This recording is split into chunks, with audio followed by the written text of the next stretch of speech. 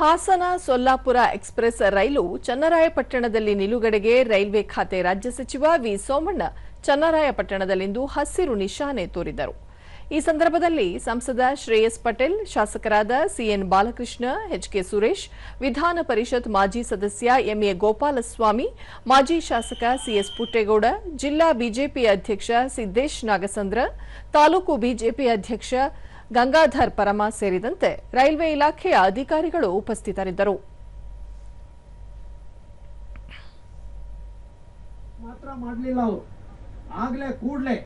ಕೇಂದ್ರ ಸರ್ಕಾರ ಭಕ್ತಿಪೂರ್ವಕವಾಗಿ ಕೇಳಿಕೊಳ್ಳುತ್ತಾ ಇದ್ದೇವೆ ಮತ್ತು ಈ ವೇದಿಕೆಯಲ್ಲಿರುವ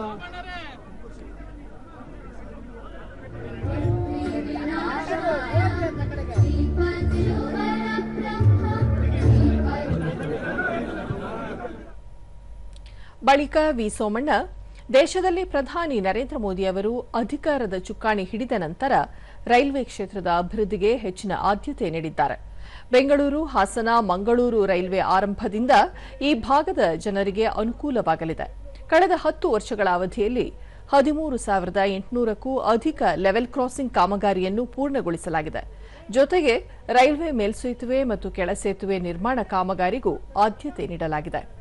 ರಾಜ್ಯದಲ್ಲಿ 707 ಲೆವೆಲ್ ಕ್ರಾಸಿಂಗ್ ಪೂರ್ಣಗೊಳಿಸಲಾಗಿದ್ದು, ಇನ್ನೂ 400ಕ್ಕೂ ಅಧಿಕ ಲೆವೆಲ್ ಕ್ರಾಸಿಂಗ್ಗಳ ಕಾಮಗಾರಿ ಪ್ರಗತಿಯಲ್ಲಿದೆ ಎಂದು ಹೇಳಿದರು. ರಾಜ್ಯದಲ್ಲಿ ರೈಲ್ವೆ ಮೂಲಸೌಕರ್ಯಕ್ಕೆ ಹೆಚ್ಚಿನ ಆದ್ಯತೆ ನೀಡಿದ್ದು, ಹಲವು ರೈಲು ನಿಲ್ದಾಣಗಳನ್ನು ಮೇಲ್ದರ್ಜೆಗೆ ಮತ್ತಷ್ಟು ಅನುಕೂಲ ಮಾಡಿಕೊಡುವುದು ಕೇಂದ್ರದ ಉದ್ದೇಶವಾಗಿದೆ ಎಂದು ತಿಳಿಸಿದರು. ಧಾರ್ಮಿಕ ಐತಿಹಾಸಿಕ ಹಿನ್ನೆಲೆಯನ್ನು ಸಂಪರ್ಕಿಸುವ ಹೆಬ್ಬಾಗಿಲು ಈ ಚನ್ನರಾಯಪಟ್ಟಣ.